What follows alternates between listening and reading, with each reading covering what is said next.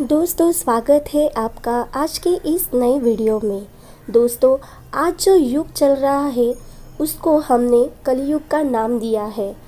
ऐसी मान्यता है कि कलयुग में देव देवताओं का वास नहीं होता, लेकिन हनुमान जी एक ऐसे देवता है जिन्हें कलयुग के देवता के नाम से जाना जाता है।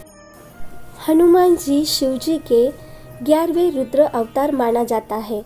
वे सबसे बलवान और बुद्धिमान भी माना जाता है। रामायण के अनुसार जानकी के अत्यधिक प्रिय हनुमान जी थे। इस धरा पर जिन 7 मनुष्यों को अमरत्व का वरदान प्राप्त है, उनमें बजरंगबली भी शामिल है। हनुमान जी का अवतार भगवान राम जी की सहायता के लिए हुआ था। श्री हनुमान जी आज भी कैलाश पर्वत के उत्तर दिशा की ओर एक खास स्थान पर निवास करते हैं। श्री हनुमान जी के निवास स्थल का वर्णन कई ग्रंथों में मिलता है। पुराणों के अनुसार हनुमान जी कलियुग में गंधमादन पर्वत पर निवास करते हैं। हाँ दोस्तों, हनुमान जी आज भी इस युग में हमारे साथ है। आज मैं आपको ऐसे ऐसे सबूत दूंगी कि आप हैरान दैरान हो जाएंगे, कि आपको यकीन हो जाएगा वाकई में इस युग में भी हनुमान जी हमारे साथ में हैं। रामायण में लिखा है कि माता सीता ने हनुमान जी को कलियुग तक अमर रहने का वरदान दिया था, और यह वरदान भी दिया था कि वो एक समय पर अनेक जगहों पर उपस्थित रह सकते हैं।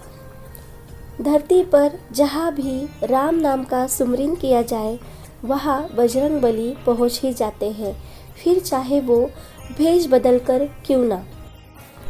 वीर बजरंगबली हनुमान धरती पर कहीं ना कहीं विचरण कर रहे हैं। इसके साथ ही हम आज साबित करेंगे कि हनुमान जी आज भी हमारे साथ जीवित है। ये जानकर दोस्तों आपके होश उड़ जाएंगे। तो दोस्तों, वीडियो शुरू करने से पहले मैं आप सभी को बता दूं कि अगर आपने मेरी चैनल को सब्सक्राइब नहीं किया है तो जल्दी से सब्सक्राइब करिएगा और नीचे दिए गए घंटी के बटन को भी दबा दीजिएगा, ताकि आपको मेरी हर आने वाली नई वीडियो का नोटिफिकेशन मिल सके। तो दोस्तों, चलो वीडियो की शुरुआत करते हैं। दोस्तों, आप सभी ने त्रेता युग का नाम सुना होगा।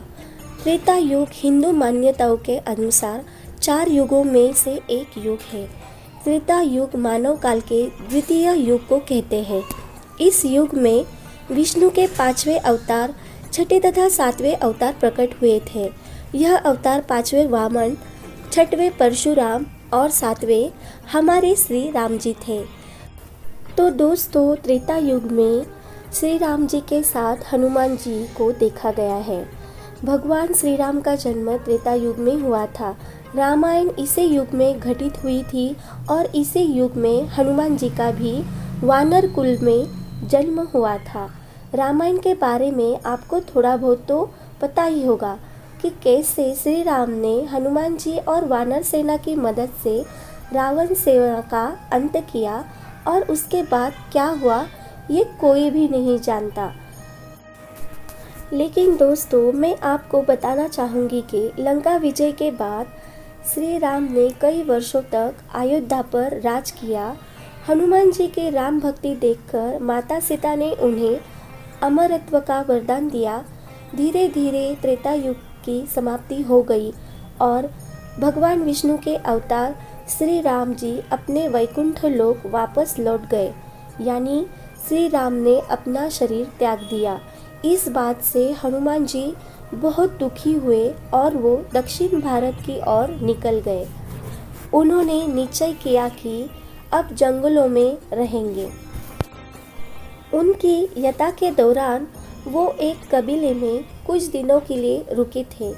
इस कबीले के लोगों ने हनुमान जी की बहुत सेवा की। उनकी भक्ति से प्रसन्न होकर हनुमान जी ने उन्हें आत्मज्ञान दिया। आत्मज्ञान वह दिव्य ज्ञान है जिससे आपको वर्तमान, भविष्य काल और भूतकाल का सबका पता चल जाता है और ये भी पता चल जाता है कि आप अगले जन्म में आप कहाँ रहोगे और पिछले जन्म में आप कहाँ थे। उस कबीले के लोगों ने हनुमान जी को यह आग्रह किया कि वो समय समय पर वापस लौटकर उनके आने वाली पीढ़ियों को यह आत्मज्ञान देंगे। हनुमान जी ने इस कबीले के लोगों को वचन दिया कि हर 41 साल के बाद वो आत्मज्ञान देने जरूर आएंगे। बहुत सालों तक कबीले के बारे में किसी को कुछ पता नहीं था, लेकिन दोस्तों मैं आपको बता दूं कि कुछ सालों पहले ही विदेशी वैज्ञानिकों ने इस कबीले को ढूंढ निकाला। उस कबीले के लोगों ने बताया कि हर 41 साल के बाद एक वानर रूपी आदमी हमारे कबीले में आता है। उस कबीले के पास संस्कृत भाषा में लिखे ताम्रपत्र भी मिले हैं।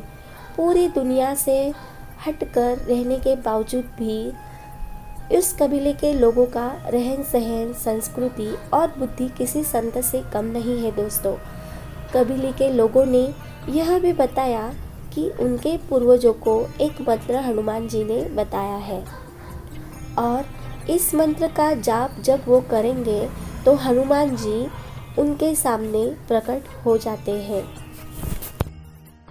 दोस्तों, आखिरी बार हनुमान जी 2014 में मई 27 को वहाँ आके गए हैं। इसके सबूत हमें मिल सकते हैं। तो दोस्तों, अगले 41 साल के बाद 2055 में हनुमान जी वापस आने वाले हैं।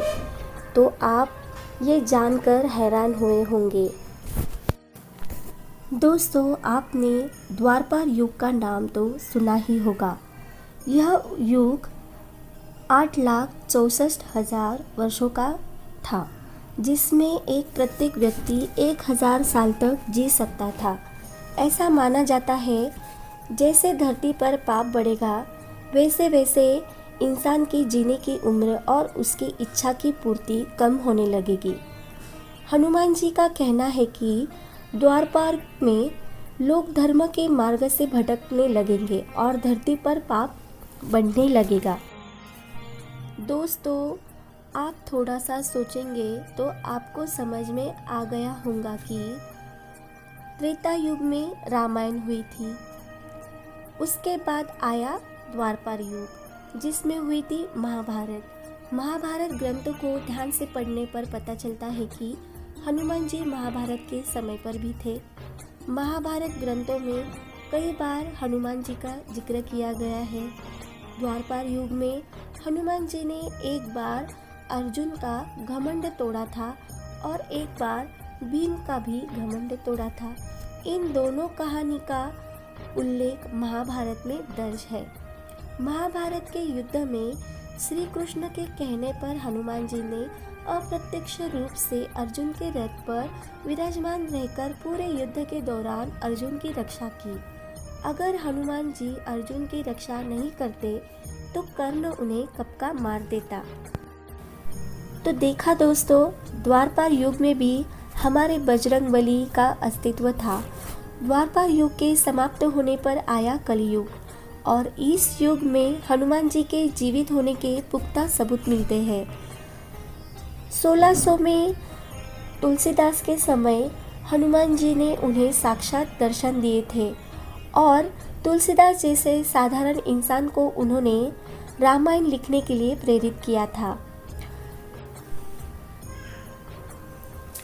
सोचने वाली ये बात है दोस्तों कि तुलसीदास जैसे साधारण इंसान ने रामायण जैसा ग्रंथ कैसे लिखा। दरअसल हनुमान जी ने उन्हें एक दिव्य ज्ञान प्रदान किया था जिससे वो उस काबिल बन पाए और उन्होंने रामायण जैसा महाग्रंथ लिख डाला। ये भी एक सोचने वाली बात है। नहीं तो तुलसीदास को कैसे पता चलता कि त्रेता युग में क्या हुआ था। वैसे ही कलयुग में बहुत से सिद्ध संतों ने हनुमान जी के दर्शन किए हैं ऐसा दावा किया जाता है, जिनमें रामदास स्वामी, शिरडी के सत्य साई बाबा, नीम करोड़ी बाबा, राघवेंद्र स्वामी और माधवाचार्य का समावेश होता है। ये संत बहुत ही सिद्ध और इनकी शक्तियाँ देखकर देश विदेश के लोग उनसे प्रभावित हुए हैं। अमेरिका में भी हजारों साल पहले एक मंकी गॉड की पूजा की जाती थी। इस मंकी गॉड की एक प्रतिमा बिल्कुल भी हमारे हनुमान जैसी ही लगती है।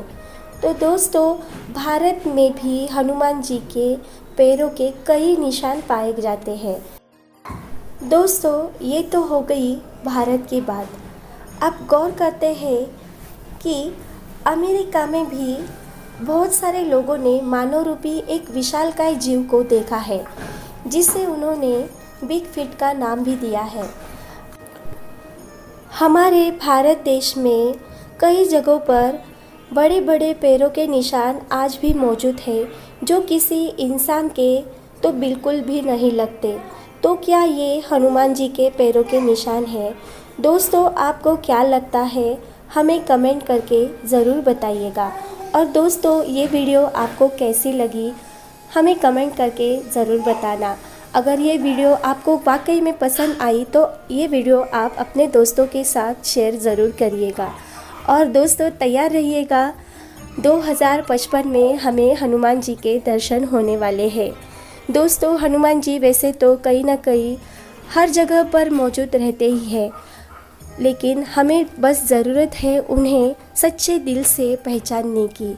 हनुमान जी हर जगह पे रहते हैं जहाँ उनके भक्त उन्हें सच्चे दिल से याद करते हैं। तो दोस्तों, जल्द ही मिलते हैं हनुमान जी के एक नए वीडियो के साथ। तब तक के लिए जय श्री राम, जय हनुमान।